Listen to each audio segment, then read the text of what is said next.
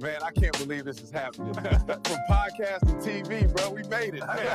Let's go get them. Aparicio and Antavius roll like tides. College days, Clark, Atlanta, where it all collides. Fred stepped in, the trio came alive. 3 voices, 1 mic, now the stories thrive. Late nights, deep talks, the bonds grew tight. From dorm room dreams to the podcast light. Brotherhood on air, we laugh, we share. Spinning life stories, no truth left spare. Brotherhood on air, pull up a chair. 3 minds, 1 heart, we're everywhere. Brotherhood on air, we laugh, we share. Spinning life stories, no truth left. Brothers, I am Antavius. I am Aparicio. And I'm Frederick. Welcome, and we are The Brothers. Brothers. All right. Good to see you How guys. y'all doing tonight, fellas? Great. Great to see you, How's it fellas. going? Best All part right. of I my feel week. like I had on this shirt before. I had to start looking at stuff I had on before so I won't burn, look like I'm repeating outfits. You So got too tonight many is roles. gonna be a good night. This is our season 1 finale. So y'all know we had to take this thing out with a bang. Got in with right? a bang. We With know a we bang, gotta with do a bang, that. with a bang. 8 episodes in the can. This is Wow. the 8 dealt with y'all for 8 different episodes. I cannot believe it. Barely. I really did it. I dealt with y'all for 30 8 years, episodes. man. Just 8 episodes. Got a little more to go. 8 episodes. Fred, did you want your whole name up here? Nah, my name is Frederick. Okay, it had all your names. Okay. yeah. But- yeah. So tonight, politics is the name of the game. Not politics. Politricks. Politics. And listen, when we talk about politics, especially in Atlanta, and even on a national level, there's a small list of people who can really speak to it effectively. And I happen to know somebody who I'm really close to that can really just put it down. Now, is he Who Atlanta? served inside and outside of the political spectrum. I'm sorry. Is he Atlanta or is he Atlanta? No, he's definitely both. He both. He served. He's done it all. What, is he one of your friends? Because I don't know. Your friends, they could get us in a little bit of trouble, bro. Which one? Yeah, he's one of mine, dog. He's one of mine, man. When I say the name, man, y'all gonna know it's going down. It's going down. This So might you- be one of those epic episodes. I don't So know. So I y'all don't ready? know. He know about Ready. case quarters. I'm ready.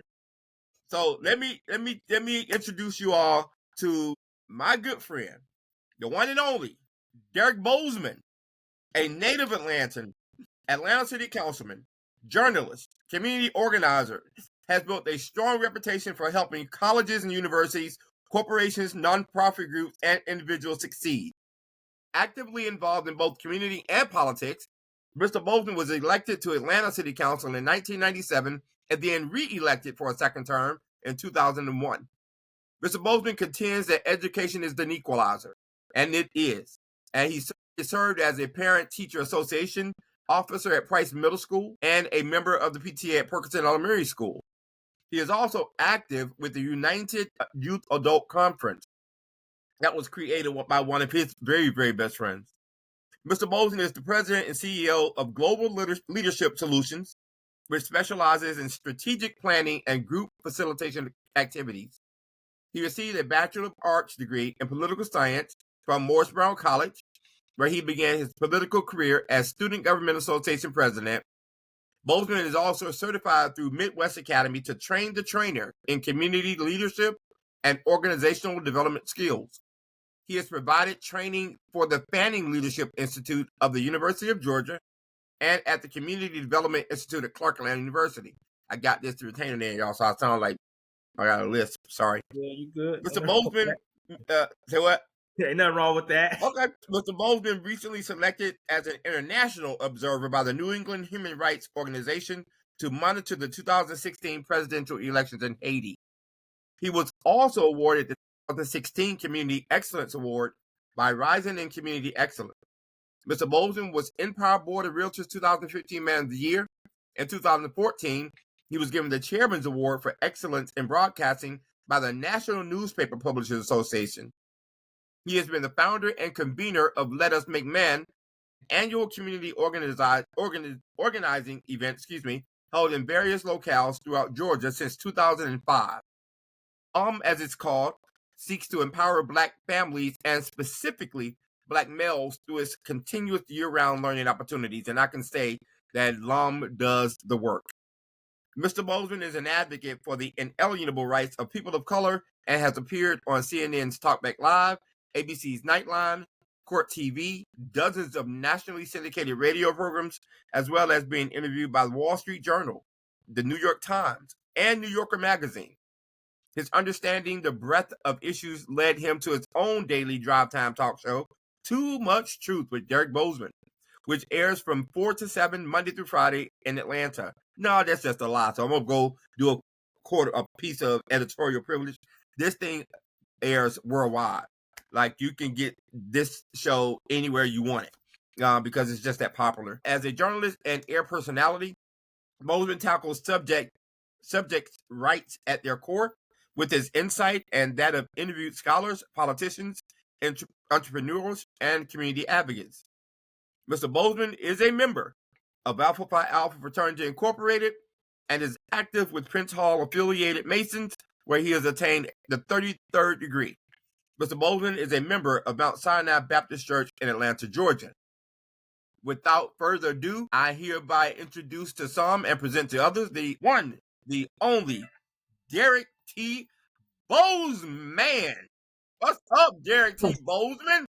Antavius Williams, if you were not such a good friend, I would be cussing now with that very long introduction. I never want, they always say those who want long introduction don't deserve them, and those who deserve them don't want them. So you could have just said Maddie and Jess's baby boy from the south side of Atlanta, and we could have got straight to the conversation. But thank you for the graciousness. I'm going to give you these flowers, dog. No, you're going to get these flowers. I appreciate that. You're going to get these flowers. Yeah, okay. You're going to get these flowers. Yeah, okay. No, sir. Man, you I can't call every one of them. Thank you so much. I appreciate it. How you doing, brother? Man, look, it's been a long day, but whenever you call, I'm going to generally be responsive, and I appreciate the opportunity. Always and ditto, sir. I'm excited and ready to learn tonight. You say what? I said I'm excited and ready to learn tonight. We got a gym on tonight, and wow, I'm just ready. So tonight, we talking about politics. Sorry, I was gonna say I realized after that introduction, I ain't did nothing in my life. Now, I've known Brother Bozeman for a long time. Man, listen, kudos, brother. I'm talking about shining star. Well, look, I have been very blessed. I would give nothing for the journey. And if I have, as the saying goes, if I have seen further, it is because I have stood on the shoulders of giants. And so if I have done anything worthy of recognition, all praise belong to God. Only the mistakes have been my own. And so what I do now is what Arthur Langford did for me and Michael Langford did for me. That was open door that someone from the south side of Atlanta, Carver Homes, Lakewood, Betmar, ordinarily wouldn't get a chance to walk through. And so for mentorship and jegna, as we call it in the African tradition, I'm grateful. And so for those who have learned, it is our responsibility to teach. And as we always said, when the teacher appears, when the students are ready, the teacher will appear. So I've always just been a student. Even tonight, I'm going to learn from you all, Fred and Aparicio. I will learn from you all because you learn from everybody. You can learn from a fool if you listen close enough. And so I always look for an opportunity to learn from people. And that's what we obligated really to do. Absolutely. So Derrick, our topic tonight, as you heard, is politics, not politics necessarily. And it's interesting to have you on the other side of this because generally I'm on your show, Too Much Truth with Derrick Bozeman, where, you're in the big seat and you are carrying the reins. So I'm going to try my best now. If it turns to a point where I got to hand them over, let me know, and I'll just turn the steering wheel over to you.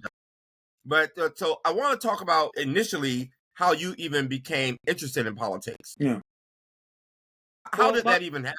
Yeah, my ascension in politics, I knew early on I was a little bit different, and that I had natural leadership ability. Probably in my earliest, because I'm the youngest of 6, right? And I came from a family, my father was a real stern disciplinarian. And so I learned the values of operating within the rules, but I also learned how to sometimes circumvent the rules, right? And I was almost like Mike Evans on Good Time. I wanted to know why things were. I was Black, revolutionary, even as a child. I remember going to 8th grade and not standing for the Pledge of Allegiance. This is long before Colin Kaepernick was even born. And I don't know why. Well, it got to, when Pledge Allegiance to the flag and justice for all. When it got to the justice for all piece, I had some problem with that because I learned about Dr. King having his head blown off in Memphis as a 10, 11, 12, 13-year-old. And I didn't think that was justice for all. I learned about Malcolm and Medgar. I was always interested in these iconic figures because they got talked about, but then I would go and do a little research on my own. Back then we had my mother and father. I just thank God for them. My father had about a 7th or 8th grade education. My mother, of course, finished high school, but they wanted us to be educated. And so even then, they invested in Encyclopedia Britannica that had all these Black figures. You can go to Google. You had to either get it out of a book, and I would sit there and stare at the book. So I was always curious about leadership. We became the 8th grade class president, at Price. Left Price, became the senior class president. And so I was always trying my leadership at North Fulton, became the co-captain of the football team. And so everywhere there was an opportunity to assert leadership, I did. And then at 17, I met Arthur Langford, who at that time had been the youngest city councilman ever elected in Atlanta at age 23. And I met him when I was 17 at a leadership camp that he was doing at West 100th Street Baptist Church, where he was the assistant pastor under Ralph Abernathy. So at 17, I heard the name Abernathy associated with Dr. King. I was a fan of Dr. King. So I'm asking my 17-year-old self, how do you stand next to the man that Dr. King says is the best friend he had in the world?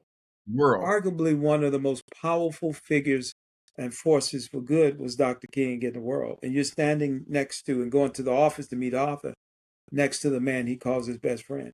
I knew I wanted to operate in that arena.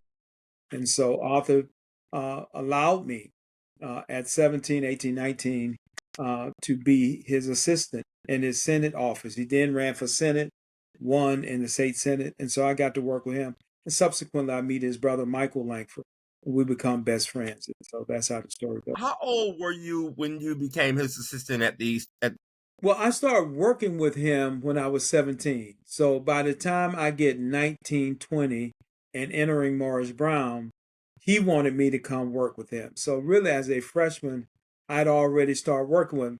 Before then, he had gotten a grant for the Apex Museum with Dan Young to run a program called Arts on the Road. Some 18, 19, 20, and we're taking this play that he had written, Life of a King, to small town Georgia. So me and his brother now, Mike, about 8 years older than me, while I'm 18, 19, he's 26, 27. So I'm riding with him to Albany, Georgia, Meta, Georgia, Sparta, Georgia, to pass out flyers about this play that we were doing. And so eventually I just started working in his office, kind of answering the phone, typing letters, and doing that. And I kind of did that until I entered Morris Brown and right until I became a senior at Morris Brown. And after I got through with his office, I went over to City Hall and began to work in the Office of Contract Compliance as an intern. So that got me involved in city government. Now, do you know who, or has it ever been that someone has broken that record of being 23 years old? No, it's still the youngest person. He was the youngest one to be elected, and right behind him, I think Michael Julian Bond's first election was when he was about 27, 28 or so. Because Mike and I are the same age, and I was elected, I had just turned 30. So I was leaving 29, I had just turned 30 when I was elected. And 97. And so Mike Bond and I were, after Arthur, I think, the two youngest city council people to kind of serve. So, yeah. Wow. I have a question. Can I ask one? Yeah, I'll jump in. Maybe I hear about the youth when you guys 17, 18, 19, 23. What do you think has changed now? Why are our youth or our peers, like I guess even younger than me now, have we lost that zeal? What's going on in the politics in the city of Atlanta in regards to the youth and the fire that we lack? I kind of wanted to talk a little bit about him before you jumped into it, but go ahead. There's a natural climb to this thing, Doc. Go ahead. There you go. Well, Fred, I think that you still find young people, and this is what I always say to young people. We talk about passing the torch, but I have to always remind him, most of your leaders started just like I did. They did not start being internationally known and nationally known, or known even in the city. Most of them started as student government. They started, if we look back historically now, John Lewis writes a letter to a young Dr. King. Remember, King dies at 39. John Lewis sees the work that King is doing at 15, 16 years old, writes a letter to him at his office on Auburn Avenue, which is in the Mason building, where Southern Christian Leadership Conference is, saying, how do I join the movement?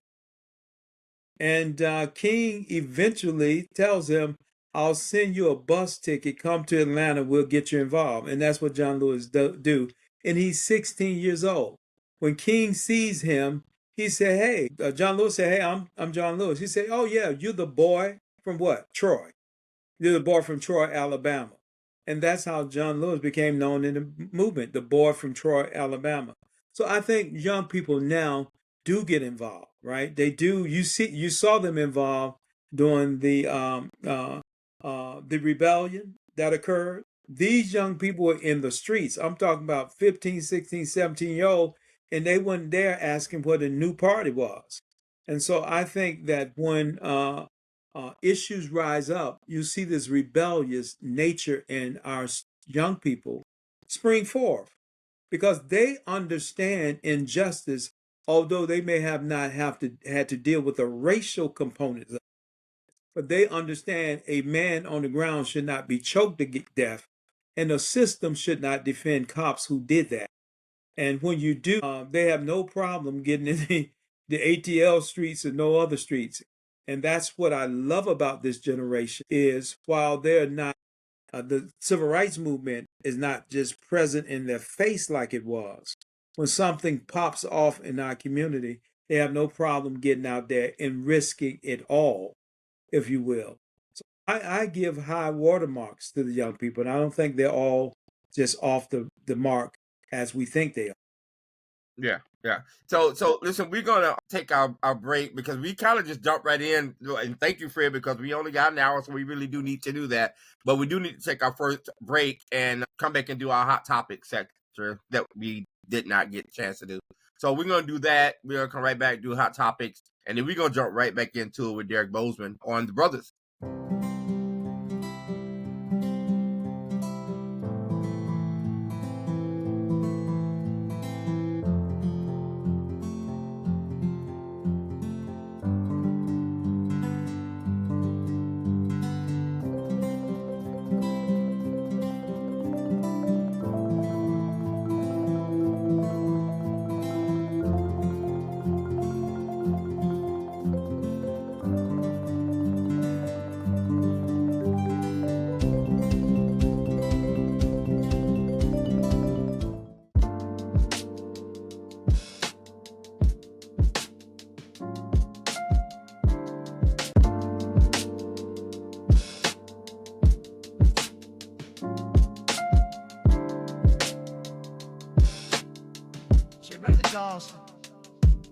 Aparicio and Antavius roll like tides. College days, Clark, Atlanta, where it all collides. Fred stepped in, the trio came alive. 3 voices, 1 mic, now the stories thrive. Late nights, deep talks, the bonds grew tight.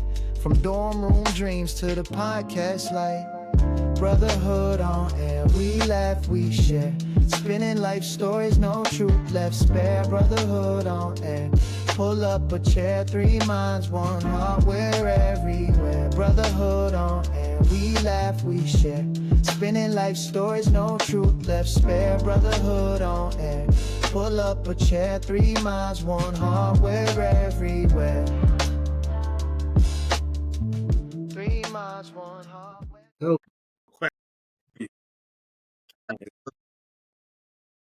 All right, ladies and gentlemen, thank you. We are back on the other side of the break. My name is Antavius.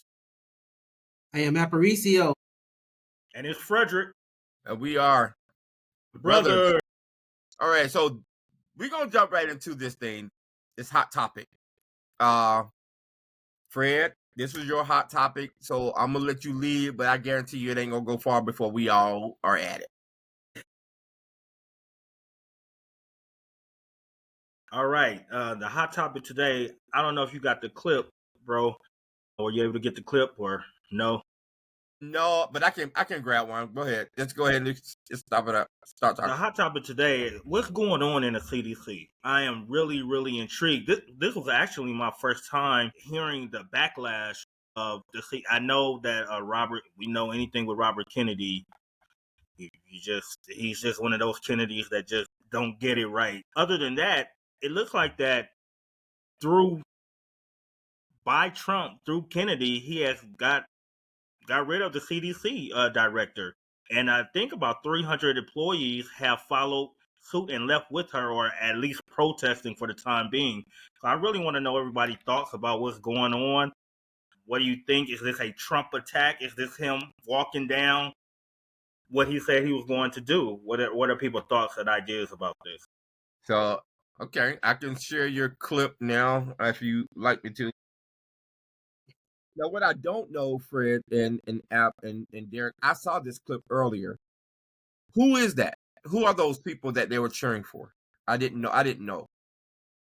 And I know you had 2 members, the director of the CDC. She stepped down today, and Right. I think one of her deputies did, and basically wrote a very scathing letter that they could no longer, in good conscience, be a part of a organization that now no longer relies on science, that are putting at harm the entire public by their anti-vax kind of approach and the kind of disruptive nature of what Robert Kennedy, who has been appointed Health and Human Services Secretary, under which the CDC follows. Remember now, the Center for Disease Control and Prevention. Remember the prevention on that. We call it the CDC, but it's the CDCP, because they really have a responsibility to surveil the world and try to head off disease even before it gets here. And so what they're saying is the mandates that are coming down from the president vis-a-vis Robert Kennedy makes no logical sense. And the decisions that they're being asked to carry out, they're not willing to do it in good conscience and still call themselves scientists.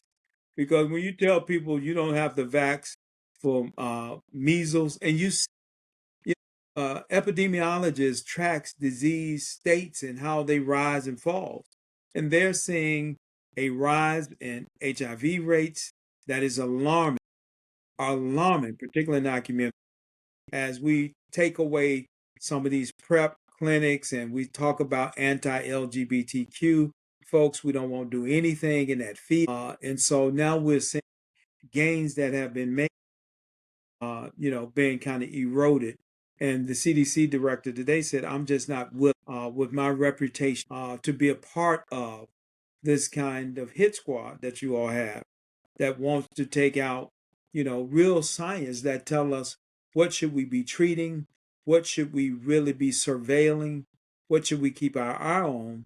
And what you're saying is we don't believe in vaccinations, and therefore we're not going to fund some of the research at these. The federal government made a decision to really allow research to be done where research should be done. Mm-hmm. And that is at universities. That's at Clark Atlanta University, where they funded a whole center, and we call it the Thomas Cole Building.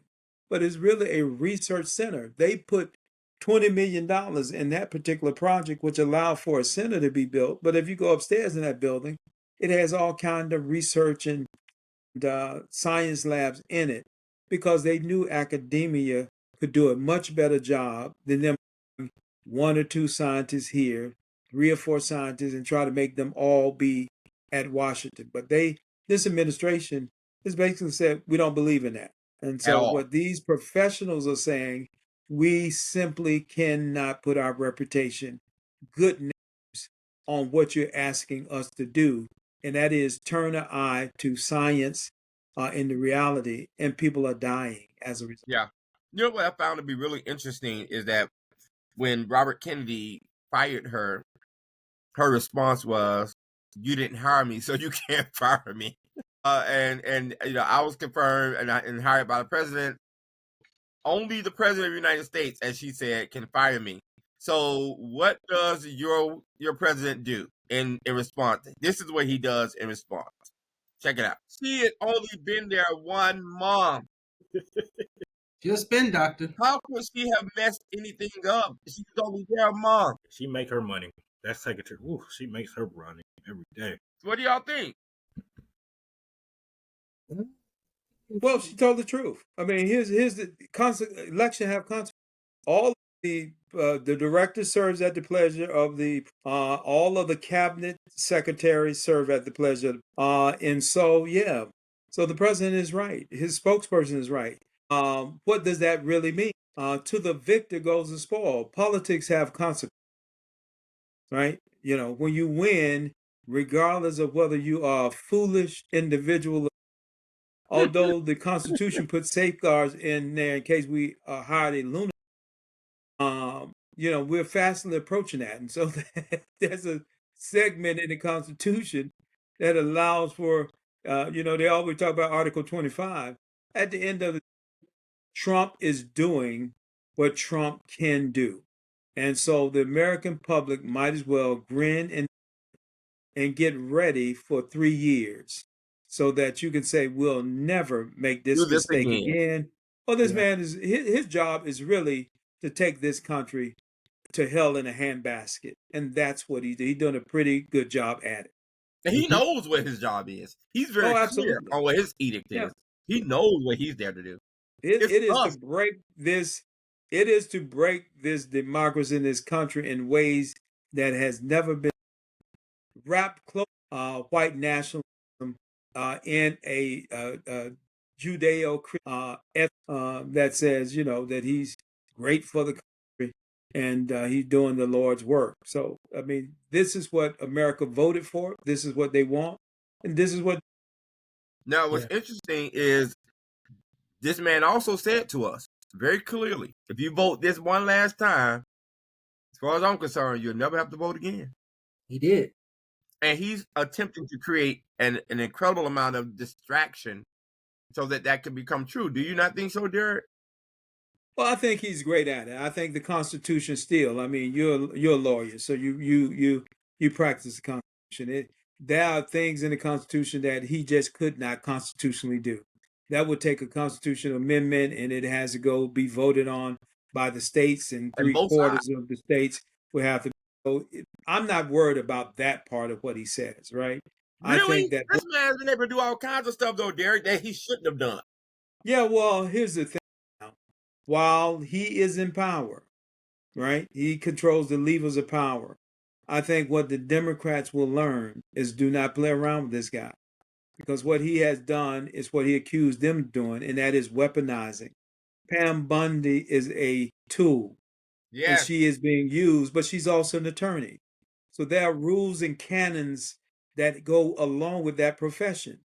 And at some point, she has to be held responsible for her actions in office. Now, we know what's going to happen. He intends to do lawyer, right? a blanket kind of, he's going to have to do this kind of blanket federal pardon of these people, because ain't nowhere in the hell they think what they're doing is legal.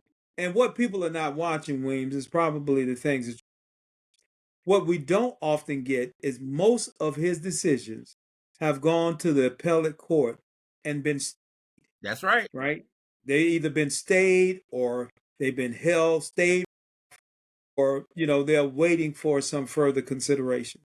And so the system is working, but they're not telling you that part of it, because what Trump realizes is there are two issues that he will win on.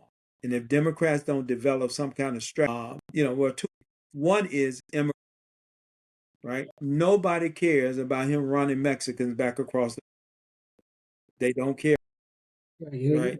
Black folks, nobody cares about that. In fact, probably the one issue that posed very high and well. The other one, to be honest, which is transgender. Nobody believes a man should be competing with a woman, biologically born. Now, we have no problem with you asserting your human rights to express yourself any way you choose. But then when you say, I want to compete in track and field and boxing with a biologically born woman, that has never been Black people's issue. We've never been homophobes. Your gay cousin came to the cookout, the birthday party, came to the sleepovers and everything else. Everybody knew George was curious, so they didn't have no problem with it. Everybody knew George was curious. It was just like we didn't have no problem. That's not who we are. So that's not even our issue. And all the immigration issue, you're 100% correct. Most times, our thing is, as long as you don't bother us, we're good. So what did he do? He came out early and said, this has nothing to do with the Black people. In fact, this was put in place to protect Black people from having to be, in some way, sent across the water, if you will. Well, but what the problem now is I go to buy orange. Yeah, right? bro. I go to buy orange juice. I need orange juice to go with my. And so I go buy orange juice, and the little can is $2.90. Yeah. I know this can't be right. That's Mexican orange juice. But this, you know why? Because all of those oranges are standing on trees, and because there's nobody there to pick them. Nobody there to pick them. That's Mexican orange juice. I said. And so what you're gonna find is these prices gonna keep going up and up. You're gonna venture check in a hotel. I checked in a hotel. I forget what city I've been. I've been traveling a lot lately, and they told me there's no staff to clean. We clean the rooms every other. What? I know y'all lying. I really thought it was. We back to COVID. That was COVID time. No, man. I had never heard of that. I told them, I know y'all lying. I got back from my meeting in the room, and still, we cannot hire anybody. Yeah, you can't do that in Motel 6. Now you got to make sure the room get clean, bro. Look here. It was a step above Motel 6, but I thought the people were lying. But it's a labor shortage. And so for those manual labor jobs, they're not finding people to come do that work. And so when they begin to have, they've already secretly stopping for the deportation and certain. Yeah. Because these governors, Republican, Georgia will be one of those. Georgia is the #1 chicken plucking capital, chicken producing capital. They produce more chicken in Georgia than any other place in the state of the union. And there's nobody to pluck the chicken, because guess who go in there in a funky warehouse? You know what I wonder? I was with Fred. Fred and I, just last Friday, we were on Beaufort Highway. And we said, if Trump was really serious about immigration, he'd have just set up camp over here on Beaufort Highway, because this is where you find that population, right? So it was clear that this was only a political to-do, and that he wasn't necessarily serious about it. He just wanted to make a public stance. It was a voting issue. It posed very high, right? It posed very high. Because long as you're not getting rid of me and Black folks, to their chagrin, to my chagrin, right? Yeah. Black folks even, support these kinds of policy when you look at the numbers. And I'm simply saying, who you think gonna be, right? Because the reality of it is, all of this grows out of one thing. We live in a democracy. In a democracy, the majority. And the problem that white folks are is that they are becoming a minority in what was a majority united. Overnight. And in many of these areas, their numbers in metropolitan Atlanta is a test study. case study for it. That was a time when all white elected officials ran Clayton. County? Overnight, Clayton County was all white. Victor Hill was the first black sheriff in Clayton. That's right. What's the black DA that came right after Lawson? Jewel. Was it Jewel? Scott. First black, and that's only been 12 years ago. 14 years. Really? Yeah. You couldn't get elected. You couldn't get elected in Douglas County. Now Douglas County is one of the blackest counties in the Cobb is to follow. And that's why they're fighting so hard out in Cobb, though. And so the numbers and demographics have changed. Georgia has about 11 million people, but about 6 million of those, mostly African Americans and Latinos, live up in the 20-county metropolitan Atlanta area. Absolutely. You were going to say something? Yeah, I was saying, I remember in Douglas County that they used to march right on Lee Road. The Klan. Yeah. Remember, what was that guy named, the sheriff up there? If he caught you, what was that man name? When you crossed 20, was it CrossFit that you told me about? I forget the man's name. He would chase you out to that Messer County. So speaking of local politics, Atlanta has always had a political machine, right? We've always enjoyed a political machine. But it has seemed to have disintegrated. It's gone. What happened? What happened to the time where the elders would call you in and say, I know you want to run, but it ain't your time. If you run, we will destroy you. Or we won't support you. Where's that machine? Gentrification made that less and less possible, right? Because a machine requires you to be, if it's going to work effectively, I've got to be able to say I control either a whole lot of, or I control a certain amount have a certain amount of influence. And like E.F. Hutton, if I speak on it, you can bet that people will move on it. And so those, are that are still influencers, right? But they're changing. And so have Atlanta politics. I'm looking at really be honest with you, lackluster group of people who are running. No one wants it is not the kind of thing. No one seems to want to be in elected office. The benefit really is not there. When I ran 1997, I was very clear. I was running to fix my neighborhood, right? Because I'm born and raised over here. My mama is over here.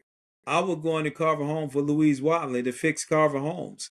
I was going to fix Pryor Road, and I did, right? And so now that machine that you talk about, there are still some of us who can put people in the who organize campaigns very easily, don't take us very long, who can still make calls to segments, but those voices are dying.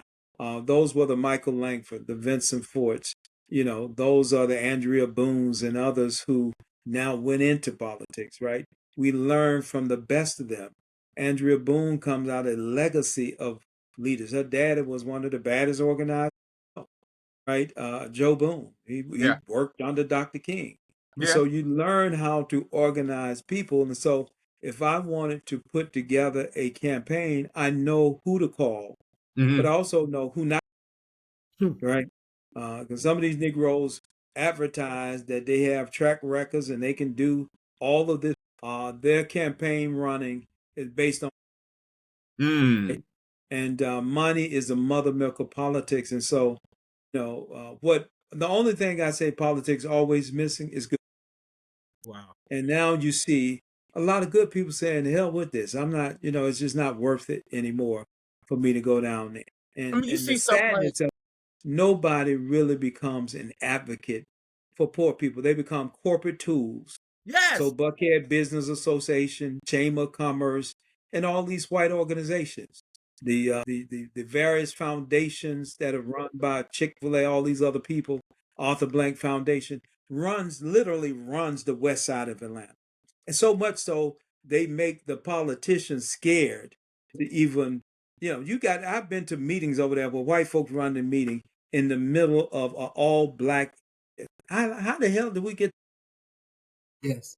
That you got to go to a meeting in the heart of Vine City and you see white folks up there from Westside Future Fund, all these other places running the meeting now. The whole meeting. And that's okay with everyone. And they will jump on you if you say something about Billy Bob. Oh, I thought they look them because what since we y'all invited me to the show and now here's the thing. Now Aparicio worked in that community for years, so he knows exactly what to speak. Get your check, but one thing I do, I give my information with mine and back guarantee. Okay, so I can prove everything that I'm saying. No. What you saying is absolutely right. And so when I got over there for the promise centers, I noticed a lot of that. And because those meetings initially were held in the promise center conference room, I think I might have told you, Antavius, that I saw the flyer that was not supposed to be made public, the marketing flyer for the regentrification that was coming. It did not look like us. And they were mad that it got sent out. And then remember how mad you were about that flyer. I was mad. And I used to be listen, you had a hard time to say people of color if I was in that meeting. That bad. But I remember going to some of those business meetings over there. Not many of us. Not many of us at all. Right? So I saw it happening and I had issues with it. And I was vocal about my issues and what I was seeing and what it was doing to the people of Vine City and English Avenue. So yeah, you're absolutely right, DB. Absolutely right. But what about those of us who end up in power in some of the cities? I could name some, but then we end up in power and we don't pay our bill. Can you pay your bill? Can you pay your power bill? Can you pay your telephone bill? Can you get a leadership? The lack of leadership. And the lack of principled leadership. Let's just be leadership. The report that came out that talked about East Point dismally about their leaders doing the right thing. Leadership is really about being principled, right? Doing the right thing when nobody's looking, knowing who sent you. See, every day I went to City Hall, I remember my grandma Zora who lived in Carver. All right. All she ever wanted to have was a and so I wasn't going down there being no corporate. I was not going down there trying to do the bidding of the chamber. Entity like that. But it's easy to do that, right? Because they'll bring you out to, right? They'll pat you on the back. They'll give you a certificate and everything, right? They'll invite you to the 55th floor and everything else. And some of these people are so enamored by that. Yeah, they won't be around white folks so that they'll forget grandmama and everybody else. They run to these places, but then come to the community and lie. I mean, and pretend like, okay, we didn't know that these things were coming to our and support some of the craziness that I've seen. They'll go to Georgia Power, but Georgia Power power plants in the heart of. Yes, sir. You mean we can't go to them and convince them that that's not good economic development? We know where they wouldn't go. They wouldn't go to Buckhead. They wouldn't go to Emmett Park. They wouldn't go to Midtown with that food. True. But they come to our side of it. And that should be a custom stand from the mayor on down to say, we're not going to let this happen. But guess what they do? You hear crickets. Because what they do is what all these organizations do. We will go in Vine City and give one organization $30,000, $40,000 and starve out these others. These Negroes here who got the resources will tell them other Negroes to shut up. It is a classic house Negro, field Negro mentality because they understand that these community organizations are so under-resourced and so hungry for the crumbs that fall off the rich man table, and we'll watch the white organizations take our land and build whatever the hell they do while we settle for the crumbs that fall off of their tables. And if you're not at the table. When I look at it, it's pathetic, to be honest with you. But we've been doing that. This become the Atlanta way of. No, don't say it. Don't say it. Don't say Brother, it. Hell, if you want me to get off here, I go and watch Gunsmoke. But if you want the truth, and if you want the truth, then and anybody who want to dispute it, then I'll come back on here. Taylor, they I brave mean, you enough. might have to bring you back now because we got some people that say that ain't the way. And the new Atlanta is ran by progressive, intelligent, educated.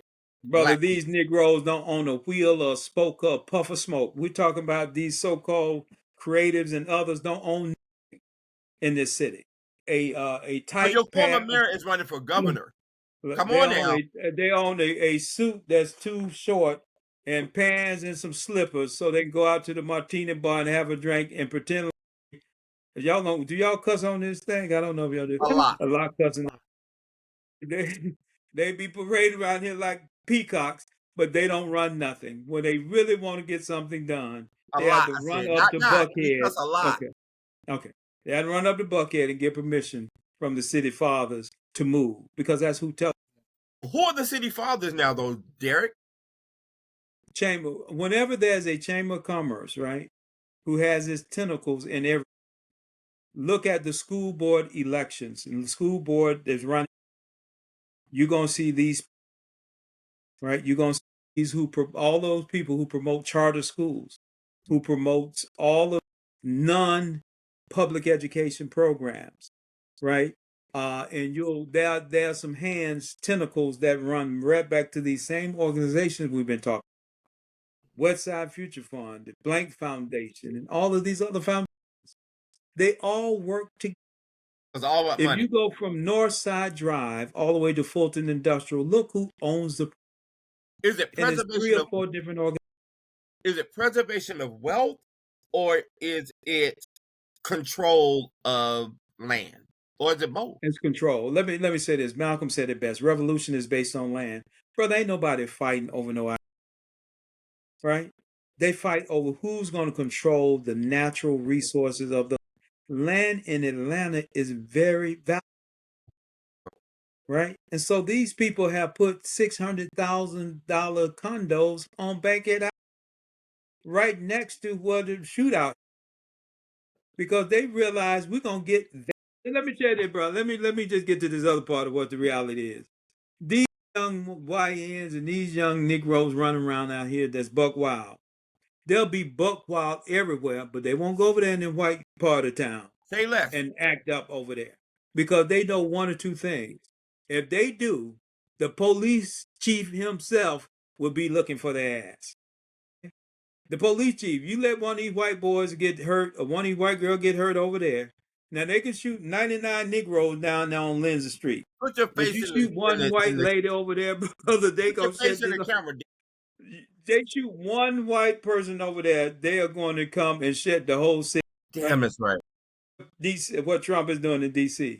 He claimed that a white kid that used to work for Doge and some white lady got accosted in DC. And for that, they done moved out 20,000 federal troops up there. He done. Negroes been here. falling out like flies in DC. Nothing. You think he's coming here with that? There'll be nothing to. Wow. This is true. Wow. But our former mayor is running for governor. I don't understand what you mean. Well, I think Keachland, interestingly enough, is a good gubernatorial. Really? Because remember what I said? When she left here after one term, you said what you want, she left after one term. That was her. But she went to Washington. Mm-hmm. She was the earliest supporter of Joe Biden when nobody else believed his old man could win. He had Keisha Lance Bottom all over the nation. That's right. As a black woman support mayor and to the victor goes the spoil. When he won, she got to choose. She wanted to serve. They first put her over some little White House, correspondence. No. I'm former mayor of Atlanta. That's right. I want to be on a board that is meaningful. That's right. And so they put her on a international import export. But did she not? She deserved that, I believe. Well, look, if I support you and you win, don't ask me what I want. Just when I tell you what I want, give it to me. Give it to me. Because there you go. She jumped over Kamala Harris. Remember Kamala Harris in this race with Biden. She jumped over all them other folks who were running. That I can appreciate. In politics, you need to be. Yeah, I can appreciate loyalty. And But so here, that's what she did. So, but here's the reality of it is, in Atlanta, 65% of those who vote on primary day is going to be black women. In the metropolitan Atlanta area, the majority vote is going to be black. And so, as I said earlier, half the population of Georgia is now in the metropolitan Atlanta area. They know her name. She's but a will beautiful. they vote? I think they will. I think she will be. I might as well just say I think Mike Thurman walks away with all of it. To be honest yeah. with you, and becomes the nominee just because. But the issue, do they perceive him as being progressive enough, and can he win in the Atlanta area? Now he's the one black running who can go to South Georgia and talk South Georgia, and then come back into the metropolitan And be well respected. and be well respected. So you're gonna have somebody, and so conversely, can Keisha Lance Bottom go to Sparta down in LaGrange or some of these deep South cities and be respected and voted for? That's going to be her challenge. Whoever can pull a rural urban coalition together will win the Democratic nominee. Now, winning the governor's seat against these Republicans is going to be a. But now, one of the things that we've talked about, Derrick, is that after Kamala Harris's loss, there seems to be this new movement against black women. And, I remember, black women saying that we didn't support them, when we should have come out as black men and support them. So now that, because Trump is targeting black women, even more so than black men, if you will, do we come out in droves and march with them? Or do we say, well, y'all left us out there by ourselves? Brother, here's the thing that you got to understand. And this is where Trump is a master, and his handlers are very good. Mm-hmm. And Michael Langford, you say this all the time, and I share it with y'all. Anytime Pharaoh wanted to keep the children of Israel in bondage, he kept them fighting amongst themselves. The fact of the matter is that black men voted for Joe Biden at the level of 86, 87%. Black women, 90%. And so this mythology that somehow black men abandoned Kamala Harris. Kamala Harris is just the reality of it is the Democratic Party is just raggedy and need to get his act. They changed their nominee with 3 months, right? Kamala Harris got this thing 3 months. It is incredible that she got that far. Yeah. So you had a flawed Democratic candidate because she had to jump in after that. You mean if they were going to make the case that Joe Biden was descending, that his numbers suggest he couldn't win, that should have been done a year and a half, 2 years. They should have went to Joe and said, hey, look, Joe, we're not going to we're not going to support you. We need somebody else as a nominee. And if you're asking me, I would have said Kamala Harris is not that. Really? Who would you put up? America is not going to elect a black woman just yet. They didn't even elect the white. Couldn't do it. Auntie Maxine couldn't pull it off. No, I think what you're going to do is, and I know people say, "Oh God, here you go." It is, the numbers don't lie.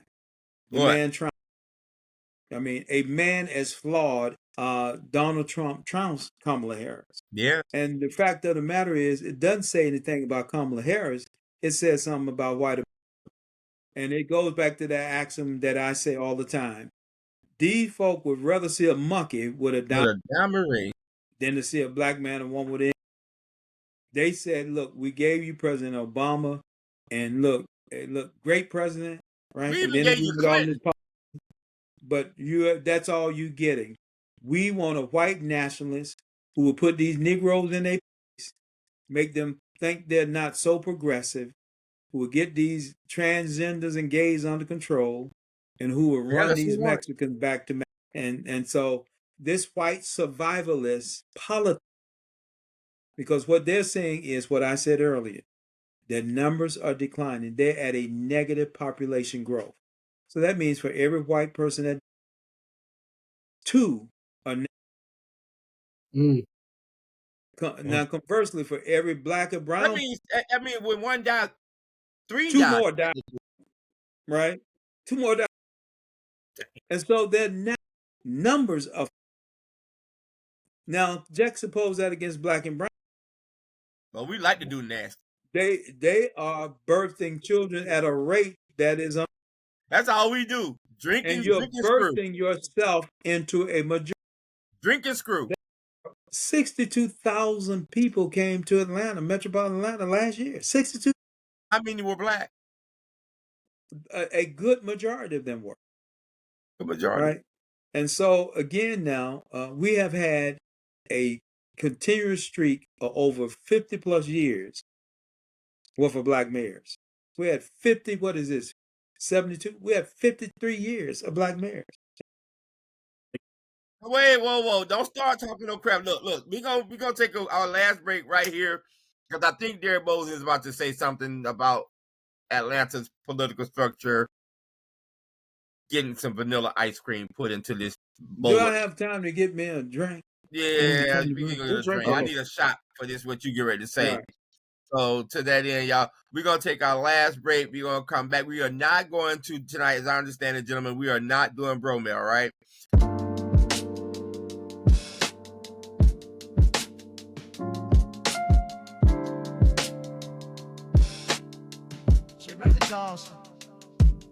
Aparicio and Antavius roll like tides. College days, Clark, Atlanta, where it all collides. Fred stepped in, the trio came alive. 3 voices, 1 mic, now the stories thrive. Late nights, deep talks, the bonds grew tight.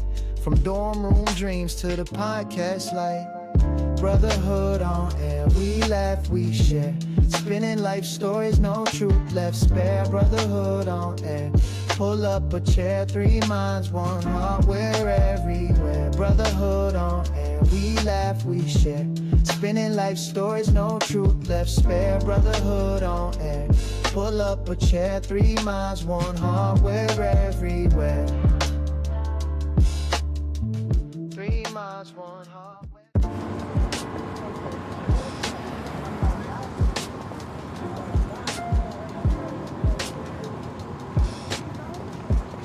And that's why they applaud. City.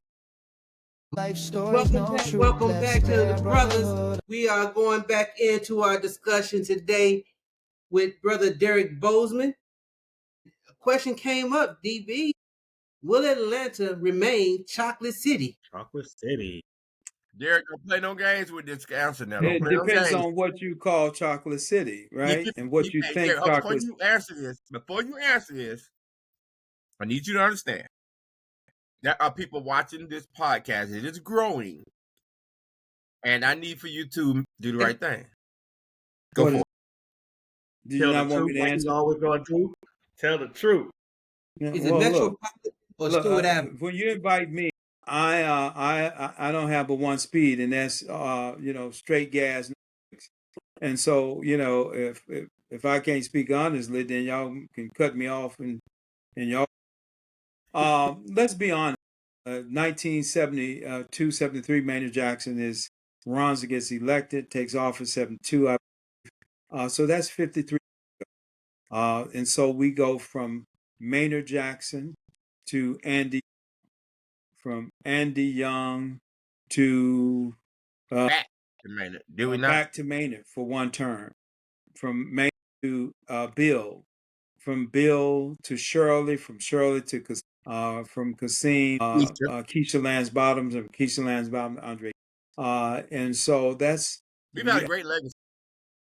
8 aggregate, that's 50. And so, but I have to remind, when we talk about Chocolate City, when we talk about gentrification, there's a different kind of person living in Atlanta. Yeah, man. I was born and raised in it. I tell people unapologetically, I'm from here. I didn't. And I say that pejoratively to mean I've watched this city go up and down. I watched the politics of it. I've been in the politics. And you didn't leave. And I didn't leave. I live in the same neighborhood that I was born in. Let's be very clear about that. Me too. When it was in a right? Down to hell.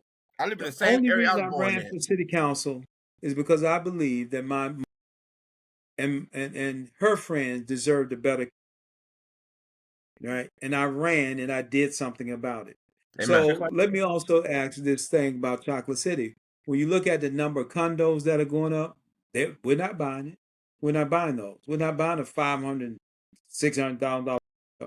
You go over in Summer Hill now. Summer Hill look very different than the Doug Dean days, right? The pre-Olympic days. I went over there today. You can't hardly find a black person walking in Georgia. King Middle School principal asked me to come speak, and she asked me to bring you with me. So I'm gonna bring you with me. I would love to. I mean, let me tell you, I'm a big, huge advocate for public education. Even though they changed the logo. Many of our people. But back to the question of what Chocolate City, You whatever, don't have to answer that. Whatever that looks like. Simply, politics is about public. So here's what white people understand. We don't have to sit in. We just need to control who it. does sit. Kingmaker. So they don't care nothing about who's the. When I pick up the phone and call, do they jump? Now, Derrick. That's what Buckhead wants. Right. Now, Derrick. Right? Because they got it figured out a long time ago. I get Atlanta has always had this dichotomy. We're going to put one of y'all, but the levers of power that will allow you to put $2 billion into a belt line, a train, to fund the Gulch, a big old hole where a number of white developers making money. Right? When it comes to policing and controlling the Negroes who get out of control. Mm-hmm. So long as we can keep those kinds of things, when we can have an armed force that makes sure that Buckhead is safe for the few white folks that's left there, the demographics of Buckhead has changed now. Well, absolutely. Almost predominantly. Oh, for sure. The fact of the matter, somebody asked me when I was serving, are you concerned that we're going to have a white mayor soon? I told him, hell, we got one. Okay? Because just because you black don't mean that you have a black. That was when you were serving? The mayor was one of your best friends then. What the hell are you talking about? I served with. Would you like me to call? Look, when you tell me you can't feed homeless people downtown because that's what the Chamber of Commerce wants you to do, and that a homeless person asking for help should be assisted, that's a white folks. Who said that? Right. Oh, that passed on to Mayor Frank. And we fell out about that. But we've now a great. But that had nothing to you big with that's big a bad black. It's bad public. Wait, you big. Where is it? You big black motherfucker. Yeah, I'm shit. Let me tell you this. I've always had enough confidence in myself. I really don't give a damn what you call it. Wasn't that the quote though? Yeah, I don't know. That she gave. That's water under the bridge, but that's my. And so we can go through a litany of other. When you spend billions of dollars giving tax credit to the Gulch, but you can't figure out how to get homeless people a place to stay. When in Fulton County, you would spend $25 million on a shelter for dogs to sleep in, but you close Peachtree Pine, that's bad public policy. But that's Derrick, what are you saying that, am I hearing you say that, because the mayor now lives in historic Collier Heights. He's on the historic side, he's on the estate side of historic Collier Heights, he's in one of the big houses, if you will. Are you suggesting that because you referenced the Gulch twice now, and all this money that's going into the Gulch, Sam Massell is now dead. We knew that when Sam Massell was alive, that he was always the mayor of Buckhead, if you will, and that Buckhead controlled a lot of the purse strings. But he's gone now, and the other guy who wanted to make Buckhead a city, they chased him down to Florida. So who is it now that is controlling this money that you're referencing? Here's the thing you have to understand. While the what is perceived the kingmaker, Sam Massell, the organization is still. Mm-hmm. One day I will tell you about my dinner with Sam Massell, who called me to it. Because I never heard that story. Okay, all right. So how people work, they start looking across the spectrum for who is the emerging set of that we either need to co-opt now, or we need to stop now while they're young. Co-opt or kill. And so I get a call to meet Sam Marcel. Sam, out of the blue now. I don't know him really don't know him other than historical. So I would like to have you, sit down with you. This was at the time we were opposing the mayor, Franklin at the time, need to increase the water rates by tripling them. But you were on council. I was on city. Okay. And so he said, I'd like to meet with you. I said, okay, Mr. You just let me know. He said, can you meet me at Chops Lobster Bar at like noon? I said, sure. No. Well, Chops don't open till 4 o'clock, so the restaurant. I was about to say they don't open till 4. Well, they open. That was me, him, and a chef in the whole. And he said, order what. The chef is prepared to cook us lunch, dinner, whatever. Order anything off the menu like. And I said, I ordered. And he proceeds to ask me, because at this point, we had a coalition of 8 votes that blocked this water rate. And they were trying to figure out who was keeping these people together. And so they invited each one. Separately. No, they assigned someone from the Chamber of Commerce, working business to each one. So one of my good friends and frat brothers have the leader of one of the biggest corporations in Atlanta. And he said, I was told to give you. And I said, by who? He just started. He said, I already know what you're going to, but I just had. I said, well, if it's about the water, you already know. So we laughed and hung the phone up. Next call was Sam Marcel. So he had to go back and report, y'all are not going to move this dude. So Sam Marcel calls, I go to dinner, lunch, and he started asking me about where I went to school, what was my ambition, where did I see myself going, and how. And I look, Mr. Mayor, let's just cut the bullshit out and let's cut. You said it? Yeah, I don't play around. I said, what do you want? What do you really want to know?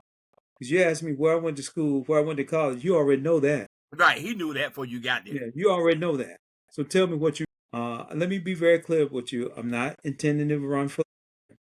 I'm not opposing the mayor for no other reason than I think it's bad public. I said, now I'm going to meal. In fact, I need another steak because my mama at home, she needs a steak. I need to take my food to go. Let me get another season. So I said, at least that mean will be productive because I'm going to take my $500 food out of here. So I told the chef stop putting the damn put one of them Tyrannosaurus size steaks on there so that I could take Maddie a steak. Right? And so I told, look, man, I had to let him know some of us operate on principle. And what he wanted to know, look, y'all will get me go too far. They called people jobs who was on city council. One city councilman in particular. And what? I can say it because it is so far down gone. It's 20 years ago. These people came right. We would meet right here. Sometime 8. Wait, a quorum? Yeah, I'm not airing that. I'm your lawyer, so I'm not airing that. All right. So we will meet here. You can't have a whole damn quorum. Don't even talk about that because you talking no more questions. I won't ask no questions. Yeah. So bottom line is, but one councilman came to me crying. Damn. And they had called my job and put so much pressure on him. He did not know what. And I had to tell him, if they punk you out, they got you. They got you. You will never be free to speak. They got you, Doc. I said, as hard as it may, if you just hang with us for a little while longer, we're gonna get past. Was he or she okay? They wasn't at time. They were pretty shook. No, I'm talking about now. They came out the other end. They survived that part. Good. Okay. Good. And went on. But yeah, I'm saying that's the kind of Yeah. that Our, they will our put. politicians not built for that right now. They're They're not not. built like the brother No. when you get a call from your boss saying, "Look, either you change your vote, you're gonna lose your," We want both jobs. and you're a My 6-figure job. Aparicio, we were just talking about it. That's a different kind. So then, what he wanted to know was what? Did he ask you that? And Since you know what I told? ain't hoes. I told him, look, my family, by the grace of God, I got a brother who's a nuclear physicist, a sister who is a career federal employee. I got, First, you can't touch us. my family allows me to be in politics. I said, Sam, you don't know. So the $42,000 that the city council make is more than enough money for me to run my entire. I own my house. I don't owe anybody. I don't have no credit cards. So $42,000 is more than enough. I told my monthly budget then is about $1,200. They pay for cars, a Metro PCS bill, and one or two other things. Entertainment if I want to go eat. But that's what I pay. And that white boy sit back and said, "Oh." I said, "Yeah." And so when I left that meeting, he understood that Can't buy you. ain't nothing we can do with him. So what did he ultimately do? Turn somebody else. Look, we became cordial, believe it or not. That was my first face-to-face meeting with this guy. And from time to time, he would pick up the phone and call. Well, Derrick, Buckhead needs such and such, because he was an advocate for Buckhead. And to the extent that it did not bother my politics, I would say, Mr. Mayor, Wait, did he call? He would call and say, Buckhead needs such and such, not Atlanta needs such and such? No. Look, he is a booster for Buckhead. What the thing that he told me when I walked in, he said Buckhead sits on less than 10% of the acreage of, but we pay 61% of the time. And I said, well, Mr. Mayor, look, you chose in a $2 million.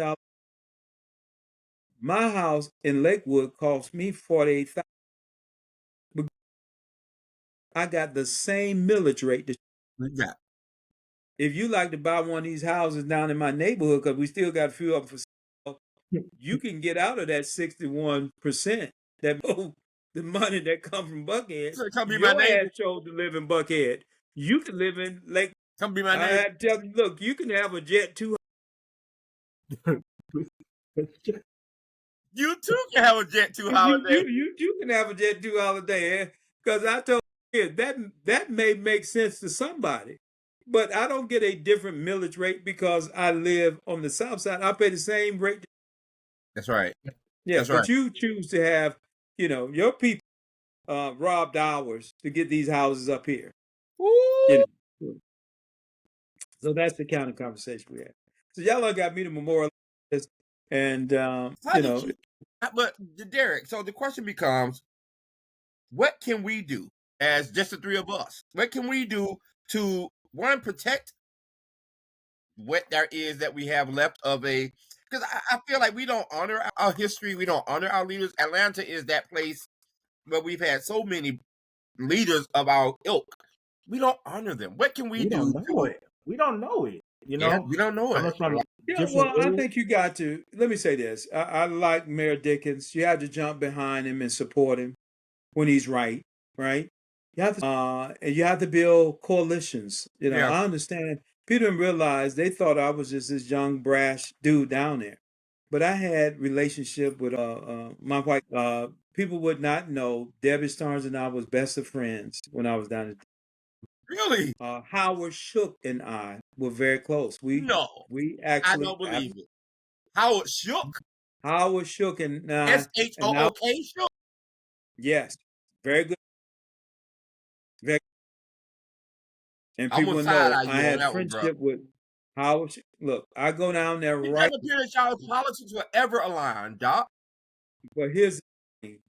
I understood what Buckhead needed because I don't live there. Mm. But I said to Howard, now, the way you build coalitions like that is, I said, Howard, they're going to come, when there's going to be something that happens in your district, you won't be able to speak. But Christ the King wanted to expand a parking lot, right? You kind of want to support them, but the community didn't want to support it. I said, let me take the lead. I can take any position on that need to be, and not get hurt. That's and right. not get hurt. And I can level because I have a way with. Yeah. I can make this seem, and you can even vote against it, but I can make. I can make it pass because here's 3 or 4 people that you got to call over here on this side of the aisle. And if you do that, it can still pass and you can vote against it. So you don't get the blame for saying that you supported it. Isn't that crazy? Real politics. That's what politics is, though. Some of them kids down there wouldn't even know how to put that deal together. That's gotta teach us I that, learned though. that from the Hosea Williams, the Arthur Langfords. I learned that from the Jim Maddoxes and those who knew how to make it. You're going to vote against it so that you can protect the integrity of your relationship. The rest of us are going to vote for it. Yeah. And so now when I come next week with that asks for $20 million to put street lights on property, I want you to talk about how important street light is to public safety and get your people to vote. Yeah. Wow. Yeah. So that politics is true. You talked about those people who are the big boys of the politics, the Andrea Boones and the Langfords, and I understand that you are incredibly modest, but Derrick Bozeman, you are right there in the middle of that, brother. You are a king, not a kingmaker. You've been able to be a king and a kingmaker simultaneously, and I still haven't figured out how you did it. Well, Williams, let me tell you this. Let me just tell you the both. All right, it's very simple. And your grandmama told you, and your mom. Just treat people the way you want to be. Mm-hmm. Yeah. You would be you'd be hard pressed. And I've been in this city all my life to find somebody who would tell you, I dealt with Derrick Bozeman, and he did not deal with me honorably. Right? Oh, just no, I don't know about that now. No. Oh, I don't know about that. If you can find them, if you can find them, bring them on here, and I'll jump on here with them. Now, there are a bunch of folks who say, I don't like him. I can't stand him. I'm going to cuss him out if I see him. I don't, no, ain't nobody ever told me that because I come looking for you. They're like to tell you about me. You should tell, look here, I can take you over his. No, I ain't stupid. Yeah, no. Tell them, let me get him on the phone. I ain't stupid. I'll get him on the phone for you. I'm cussing their ass. I'm for you, brother. That's what I'm from doing. The old school. Cussing make my teeth white. You see how I'm cussing their ass out for you. That's what I'm doing. Yeah, cussing make my teeth white. And first of all, one of the things I always tell people to do, particularly with I have my cell phone with me, all of my bank accounts are on. So when I start talking to you, I go and hit the bank to see the balance before I start. Yes, sir. And after I stop talking to you, if the balance went down, I'm gonna shut my damn. If the balance went up, I'm gonna shake your hand. If the balance didn't move, I don't give a damn about you or your opinion. At the end of the day. Let me tell you something. One thing I know about Derrick is Derrick has had the same telephone number since 1919. Only other number he has had, and I've always said, Derrick, why don't you change your number? You guys, people got your damn number. As his lawyer, I will say, change your number. As his friend, change your number. He will not change it. The only other number he's had was that 622 number. I won't publish it, but he got rid of it some time ago. So it's not even in existence right now. And I was like, bruh. As the young folks say, I'm so ATL.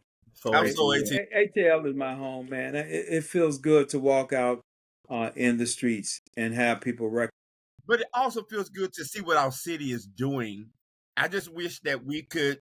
I feel like we're losing grasp of it. I ride down Northside Drive, and to your point, I see those condos on either side, and I'm like, where in the hell am I? Williams, I think we could do a better job, city government, state government, and others, at protecting legacy residents. My mother is what is this, 41, 84. But she still has a home directly across from mine. But if she didn't have children who could find help her and assist her, that wouldn't be the case, right? And so there's something to be said. How do we keep all of those old folks? There's a lady in Collier who had lost her house or losing her house to one of these scammers, and she is a 43-year career educator, and call and say one of these money tree kind of operations. Yeah, look.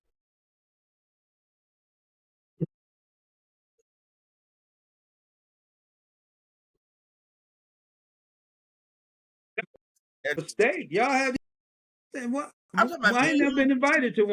I'm talking about me and you. Oh, okay. I thought you said y'all be eating steaks while y'all have. Oh, I'm like, hell, why y'all won't have me on here? He owes some Houston, DB. Too late for me to eat anything. I was trying to get them to talk to you instead of me and you always doing what we do. We couldn't. Well, I'm gonna go first. I got a question. East Point has really been. I'm gonna just put it out there. East Point has really been a topic of the media. It's not even my topic. It's a topic of the media. Not at East Point anymore, so it can media all it wants. Right. But I really want to know. It's a lot of, and politics are politics, right? We know the ins and outs, but we're learning that people are just taking full advantage of our people, and that's really. I think that's what's really burning inside of me when I hear the passion of how you went into politics. It really was about taking care of you and your people, right? It really wasn't nothing more than that, and how that advocacy come out. But now we see people taking care of their people, but not. They're talking about their intermediate family, but then they're going out with others and making other lives miserable in other areas. But then when it comes to they're not paying the bills and things of that nature, which is coming out in the media, this is not nothing I'm trying to insinuate. What do you think about that and the way it's going and how people are now looking at our local politics as it's being a joke? Not even the mayor, just even in our East Points and the Douglas counties, and I'm just throwing out counties in general, not saying that, but what are your thoughts about that? Because I'm really interested to know from your perspective how that is. Well, Albert Love, who I call really the voting, began to talk 20 years ago about this, that how eventually, if you, because don't put Atlanta to the side because it is all of these little smaller cities were opportunities for us to grow. And so part of what we got to do is begin to train. From 17, I started my journey in leadership, started at 17 with Arthur Langford, who went on to do all kind of incredible stuff, have highways and buildings and streets named for him because of his work. But he died at age 40. C.T. Vivian said to me, Derrick, we can no longer afford leadership by accident. We got to begin to grow the leadership that we want to put in place. So when we leave politics to be haphazard, we elect personality politicians. The one who has the nicest dress, the one who talks. We can see that in cities like South Fulton. That city is, East Point, right? These people really just ran and have no idea about how to. What you really need, and then what you have is the arrogance on that, not to get. That was a time when I said to East Point and even the city of South Fulton. But you said to East Point, you said it to me to tell the people. I will do the transfer. But clearly these people do not understand the charter that they are and the responsibility enumerated in it. And so what you have now is amateurs trying to run multi-million-dollar corporations. These cities are political subdivisions and they are corporate. Right? And so if you think you can run in there and run the corporation like you run your household, like you run your personal business, you're going to run afoul of a number. And so we see that. We see a lot of amateurish the fiscal irresponsibility. Hell, if you can't balance your own checkbook, how do we think you're going to balance the whole city of East Point, city of College Park, any of these places? If you can't pay your own bills, how do we expect? Look, there's a mindset that comes. The people That lady bill was $14,000, bro. I know look. y'all Let talking. me I tell know what y'all talking about. well, I don't know. I don't know the specifics. I'm talking in the but it just stands the reason. If I can't take care of my own bills, I ain't that concerned about what happened at the city because that's a But what about Derrick? The other people? What about? Because I hear what you're talking about, leadership by accident. But how do we address those who are already there? Like the lady in Stone Mountain who they're getting rid of, right? Or the East Point lady who didn't pay her bill, or the South Fulton mayor. Like these people who are in place now, and we right. can't. How do we wait on the You know voters? the old answer is you replace elected officials at the ballot box, right? So Yeah. that's be very clear now. But with the apathy that's going on, is that likely to happen? You got to get unapathetic. Well, let's see. Let's look at something. There are what 8 or 9 people running for mayor down there. 8 or 9 people. Okay, so that tells you they're not apathetic. They see a wounded candidate, and I will make a bold prediction that Khalid Kamal won't be the mayor next go round. You people ain't gonna fall for that trick. You kidding me? Oh, you kidding me? Yeah, so they're not gonna fall for that. And and so I think what happens, the electorate wakes up and say, we're tired of the climate. We're tired of being embarrassed by these individuals. And therefore, it's just like with Donald Trump, right? America said, we want this. If you vote for the clown, expect the circus to. So if you vote for the clown, to come to the city council, then expect there to be a circus at these city. Let me just let you in a harsh reality. I would rather have a white politician who will to than a Negro who gonna go down there and just go buck. At some point, we have to understand that politics is about public policy. Because the problem, I'll be honest with you, the problem that black people, because they look like us, we give them a pass. These Negroes get elected with the intentions of not doing it. I mean, and so therefore we have, because there's some things, if a white mayor was in the seat, we wouldn't dare let them get away with some of the stuff that we do if it's one of ours. Never. You just wouldn't be able to, right? And so I think that more than any, I'm blackity black, unapologetically black. I love black people. I love everything. But at the end of the day, politics is all. I always leave you with, politics is about public. The best politics is the best policy. Mm-hmm. And so I will say this on the water issue back at City Hall. It was a Mary who was the deciding vote. Really? That our people got a break. Absolutely true. She was always coming in the clutch, and she always coming through in the clutch. She would first vote. Well, here's the reality is that her and the late C.T. Martin, may he rest, had a symbiotic relationship. She had so much respect for that. Now I'm telling you all, she had so much respect for that dude. He could just about get Barry Norwood to vote against her own baby. And I watched it for 8 years. Really? And where it called for her to be progressive, she would do it. You just had to appeal to her. Now, she jumped all the way into bed with Trump and them, and that's her prerogative because we always thought she was an undercover Republican. But at the end of the day, when I needed a reliable vote, I could go sit down and explain. Do we not have that? One thing I will say about her was when she gave you her word, she didn't go. But now, Derrick, what about, and this is, I know we're wrapping up, but county government. Yeah, because y'all had me on here for 2 hours. I thought this show was just an hour. That's because you keep talking. You want everybody to get your question in. Fred, who do I send my invoice to? So It'll be Fred. County government. I'm for it. So county government, we know is different than city. It's not as sexy, city government. But do we still? Because county government can do things, like the homeless issue.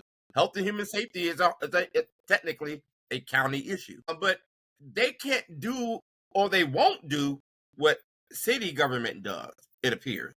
Well, they have a very important function. One of the things that I would give county high. We have a library system that's unparalleled. I happen to went into the new library. Who use it? Well, bottom line is, if you go to Louise Wadley, you'll see kids in there every day. They are not in there reading, bruh. But this Wayne, is your library today. Hold on. This is your library.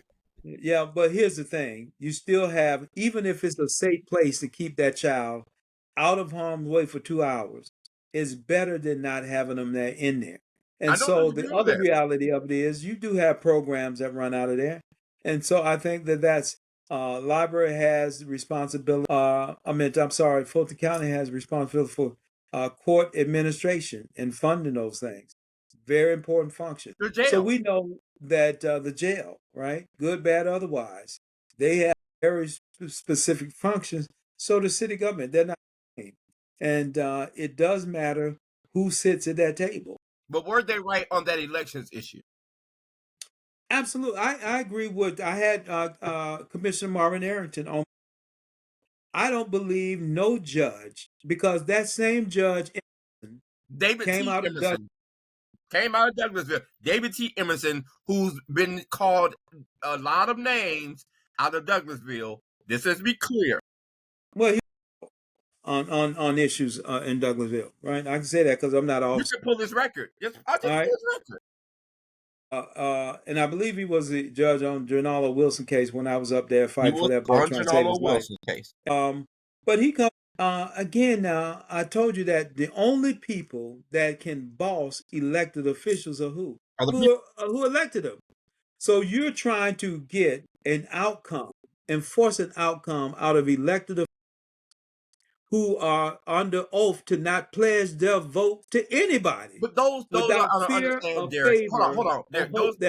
Derrick, hold on. Those that don't understand what this is about, would you take a moment just to kind of help them understand what's going on in Fulton County? All right. So Fulton County has the appointment authority for the Board of Elections, because that is one of the critical functions that Fulton County have, and that is to county, state, and national elections by contract, right?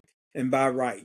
And so there's a election board that the Democratic Party appoints 2 members, the Republican Party appoints 2 members, and the full commission appoints the chair.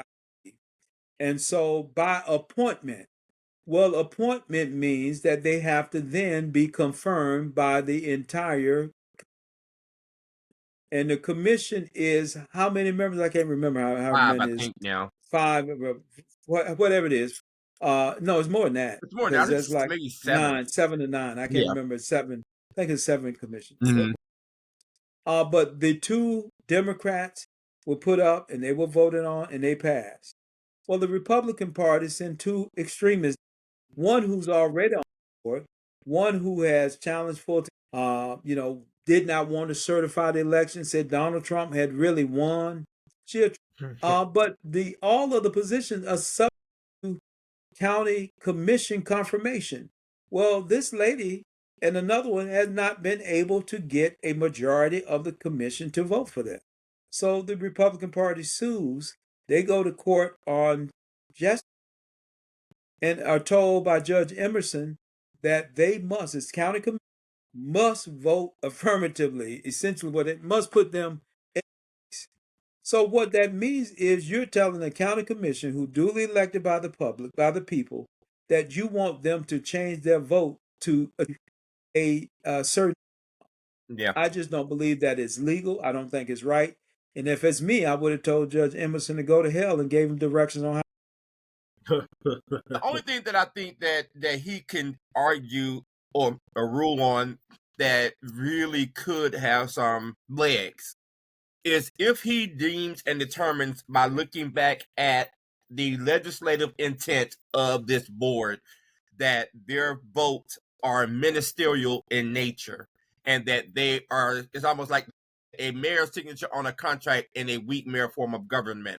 If the mayor doesn't sign a contract in a weak mayor form of government, it's still a contract after 10 days. So if he determines that they're in a ministerial form of government, that this is the ministerial duty, that is not really a vote of, I believe in these people, maybe he has some legs in that. Not a whole lot, because it still bends itself down to the legislative intent of somebody's right to vote. And I think that's where it boils down to. I mean, you're a lawyer. I'm not, right? Separation of power would put that for a reason. The executive branch has its responsibility. The judicial branch has its responsibility. And the legislative branch, one cannot encroach upon the other, right? Mm-hmm. And so this Emerson can rule as much as he wants. And he has put fines in here, $10,000 a day until they change it, right? Subject to an appeal. Mm-hmm. And as I understand, appeal has already been filed. So the appellate court says a reason or say that, look, Judge Emerson is 100% right. I think those commissioners make a valid argument. You cannot force me to change my vote now, because there's a technical issue that occurred here that I think, and I was talking to commissioner, he made a motion to file. If the motion to file passed, it means that those candidates are not even before the commission anymore. They have to be reintroduced, and legislation have to start over. Right. He's 100% correct. But what the judge could have also done, if he deemed that it was a ministerial act, he could have just seated them. He didn't have to force their vote. He could have just said, I'm going to seat them. And I think if he'd have did that, that would have been in court much faster. Absolutely. Because I think it would have been a judicial overreach. Because why don't he just say on this contract that you all let, I don't believe that the contract to provide meals at the jail is sufficient. So I want to overreach on that one and say, give that contract to, Church's Chicken, because they provide a better service at a better price. But think about it. People use judges all the time to overrule vote elected. They do it all the time. Well, we look, and that's why Trump is appointing all these judges. Well, we can look at that and say, why did Obama leave 1,400 judges on it? No, I say that all the time, bro. Okay. Why did he leave that many judges unappointed? These judges, remember now, these appellate judges and these federal judges have a lifetime of right. They can only be taken out of office through the impeachment process, a malfeasance. So yeah, man, it's 1,500. Oh, it was probably more than that, because what Mitch McConnell and them, these cats are smart now. When you've been around this game a long time, what they realized that we're going to come a day, and we must have Republican. I have never in my life seen a Supreme Court this. And don't this would care. Be unheard. They don't care. I mean, they taking money, they taking cars. Trips. Look, Justice Clarence Thomas done took everything that wasn't tied down. He admitted to it. You ain't gonna talk about my Georgia homeboy. You talk about the rest of them. Don't you talk about my Georgia homeboy. Look, he got a lot of them Georgia ways, because he's a thief now. He'll take that man done took everything that wasn't tied down and said to hell with ethics and anything. What's ethics? They don't know nothing about that. And Trump and these judges are young. They're like 38, 39. Well, so Trump with no lifetime appointment. Oh, Trump said, I have a friend of mine who was appointed one of those judges. Trump said, if you're over the age of 35, you need not apply. They want them there for life, right? And so that'll be the next 30 years. These courts have been skewed to the right. So, but Derrick Bozeman, listen, this has been incredible. We may have to drag you back for a part 2, man, because this part 1 has been an hour and 56 minutes. So, and I've been getting all of apps, text messages saying, wrap it up, Weems, wrap it up. Okay. And I appreciate it, but it was just too good. It was just too. I couldn't. Well, just put extended version on here, the double edition, and do it that way. Man, I've enjoyed. Let me say to all three of you all, keep doing what podcast is where it is. This is where people get their information, their inspiration, and their each one of you bring a unique. Man, I can't believe this is happening. From podcast to TV, bro, we made it. Let's go get them.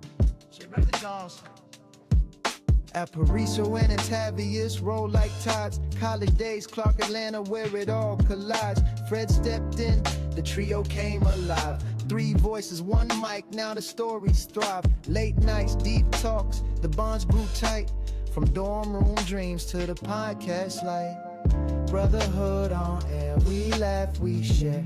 Spinning life stories, no truth left spare. Brotherhood on air, pull up a chair. 3 minds, 1 heart, we're everywhere. Brotherhood on air, we laugh, we share. Spinning life stories, no truth left.